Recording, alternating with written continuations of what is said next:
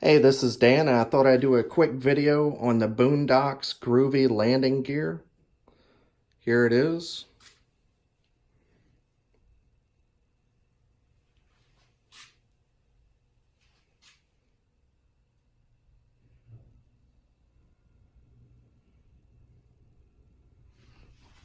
And this is on my 2019 Titan 12. Here's the other side. You can see I have two of the Watercraft rotor grips already on there. So mine, unfortunately, I think maybe because they were new, it didn't come with all the parts. So I had to buy these.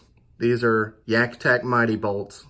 And because there's one, two on the other side, and then four on the other end. So I had to have 8 Mighty Bolts, and 8, I use these.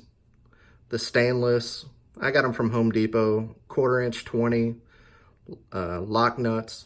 That's what I used. I'm sure you could do it a different way. The space is extremely tight in here. I mean, you can see how they overlap.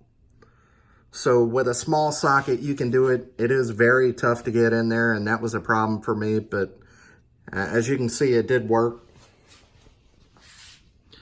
It took a little bit of manhandling, I guess you'd say, but you're able to barely get the socket in there and make it work. So yeah, this is how it works. You can see it's got a gear track all along it, and I'm keeping this is where I keep my soft plastics, and you can see a regular track here. You can do it sideways, and it goes right in there. So this track, you can see this track is a little bit wider than this one, so you can fit stuff in there. On this one, you have to slide in from either end, but on this one, you can just put it on there.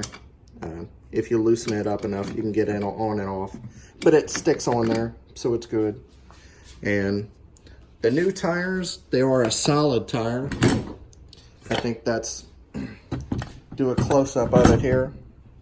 It is a solid tire, so you don't have to air it up. I know that was a problem with some of the other ones. And yeah, it was good today.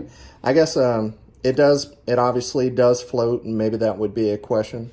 But whenever you're in the water and if you put the wheels up in the water, the wheels do float. So, you know, just like an aired up tire, it's a little bit difficult to do in the water, but not hard. And here you can see I just used a zip tie to keep you have this for each end, and it just goes right here to keep the wheels in, and it reaches to the other side. And I just use a zip tie to make sure it wouldn't come off. That was actually an idea from Mob and Outdoors. And thanks to Marv, he did a video first. He was the first one to do it. I know he's sponsored by Boonedox, but he did his right in time, saying I would need the new Mighty Bolts because this is a new kayak, I didn't have the old one. So I didn't have any Mighty Bolts that I used on my old one to put on the new one. So 8 Mighty Bolts, 8 lock nuts. That's what I use. I'm not saying that's the best way to do it, but it worked for me. And if you have any questions, just put them below. And there you go. Yep, super simple, easy to set up, besides it just being tight there with the Mighty Bolts and the nuts. Super easy to do, no problems. And yeah, if you have a Titan, you have to have one. There's no doubt about it. So, yep. And I'll also show you in the up position, just in case that was a question.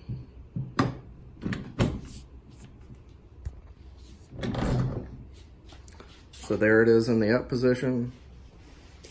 Mine comes over the rail. And this is just a first go. Maybe I'll adjust it a little bit. It worked good today. I took it out. So, yep, that's where I have it. I'm 5'11", and that's how much space I have behind the seat. You can see I don't have a whole lot of room there.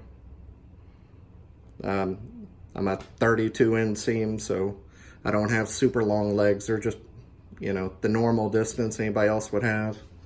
And this is where I put my landing gear to go out. So, yep. If you have any questions, put them below, and thanks for watching.